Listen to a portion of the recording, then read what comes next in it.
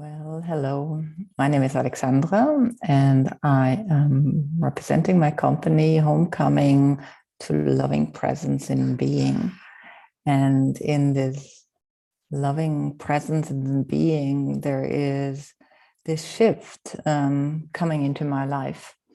And we have all gone through a major shift, and I'm sure you heard it a million times now, how much we are shifting. And it's almost like shift is always accepted. I saw this cartoon once you might relate to. It's like a speaker is standing in front of the audience and shouts like, "Who wants change?" And everybody raises their hand. And then he says the question differently and saying, "Who wants to change?" And of course, everybody kind of keeps their hands down. And that's what it feels to me in this massive shift that we're going through, and maybe that you're igniting in your own life right now. It's like it's finding the Golden Grail, that power that lifts us back up into planes of understanding and connecting to the greater purpose. And so my own search for the Golden Grail, I started a long time ago with like finding yoga and using yoga in the first place to heal my body, like heal my nervousness, my stomach issues. And it certainly helped me along the way. And little did I know when I stepped onto that path that it would be like more like a train that won't stop, like a friend of mine said. And I felt for that idea too, like I'm on this train and I can't stop it. And I felt disempowered, like also feeling disempowered of not having found a superpower yet, the Holy Grail, the Golden Grail, the chalice of wisdom. And then this all came tumbling down as an experience to me. I'm a method, I'm a method woman. I like methods. I like to use my head. I like to shift. And I studied all the methods in the world. It seems to me like that, how to find people to listen to me, how to pass on my wisdom, how to heal myself, how to live Ayurveda. And don't get me wrong, all these pathways, they have been part of my growth. And when growing, one of the things that I haven't tried is, or was up to now, that thing in being present in the moment.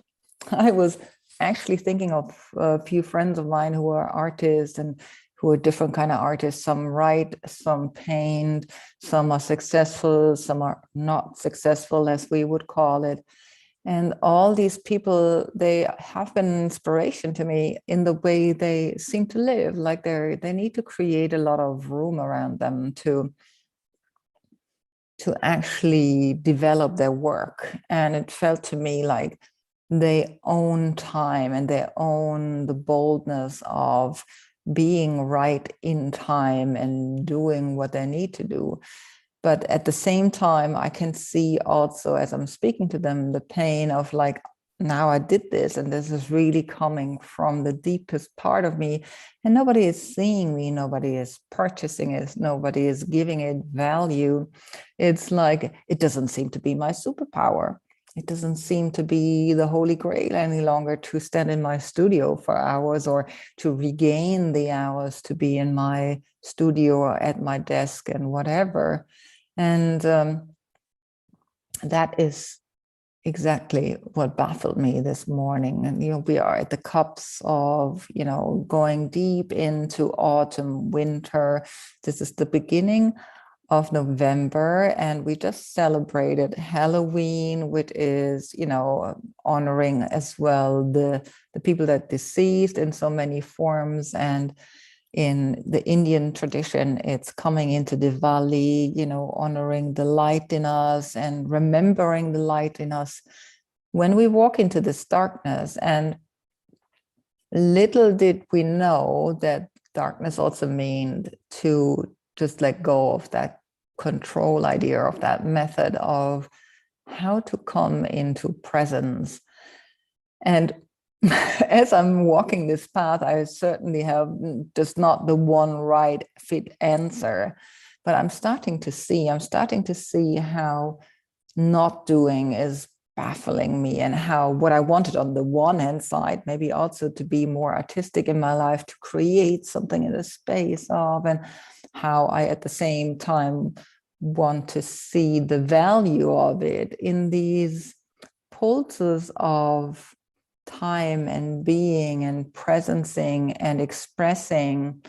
I think the main conundrum that happens for most of us is that if we don't get the value of it immediately, then it's not of value to us, to society, for the greater good, or then it's not a superpower. But how about just having the value, seeing the value in the things that we do, and becoming aware of that these nice gestures you might do for your family, for your friends in the kitchen is of huge value, because these people feel seen at the time. Or when you take care of, if you have pets, of your pets, that's a high value. I mean, people who go into extremes, you can see them, putting up shelters. I don't know whether you're familiar, for example, with Taki's shelter in Greece. This man gave up his nightclub, sold it to save dogs. And when he came to the point where he couldn't do it anymore financially, literally, he suddenly got all the help in the world, and a lot of people started seeing the value. And as people started to see the value, he was kind of pushed into taking on more and more dogs, and finding himself at the spectrum of having too many dogs and having no life. So when I ask for value, when you ask yourself for value, do you know how much you can digest? Do you know the value of what you're doing right now, and how you want to multiply it? And that is just what's coming up for me in this conversation about, can we arrive at the Holy Grail, or can we arrive at who we are in the present moment without fearing the shift and fearing the loss of the things we do? It's so easy to say, yes, I was successful in these little things, but while we're saying it, are we experiencing it as such, or is it dismissed to step immediately into the next task and be more busy around it and be more engaged around it? In fact, is it possible just to do what all the Buddhists do and use this breath and become aware and awake to this moment, where you might be still watching me? And just to spend this time in reflection of everything is fine right here, because if you're watching this, you are watching, you are alive, you're in an alive situation. And you hold all these things around you that are of value.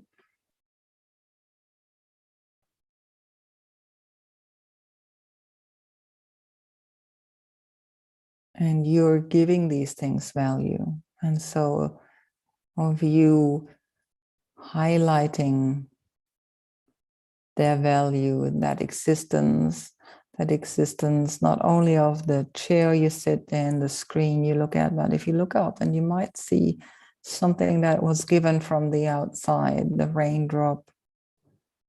That existence is of value to the plants. And then the plants, they are valued to us because they convert air into, and they make the air better and we can breathe it. And so everything is of value. So maybe it's a good time to stop chasing value, the whole Golden Grail, and see what happens in the moment you don't chase, in the moment you allow and witness the expression of nature. And this is a good time of the year to start witnessing the effects that we had on the world so far, to contemplate on the gains, the people we met, the actions we took, and maybe to hold out that breath longer, that we don't want to hold out any longer, to hold out for that which wants to come through the door and brings us into the next moment. And then you're not longer seeking, but you're assessing and noticing what can be left behind and what you can move on with. And I just wanted to point out that there is a beautiful poem by Hermann Hesse. In German, it's called Stufen, or Steps in English. That points out to how much magic lies in that is and coming, if we are capable of not holding on to everything we gained.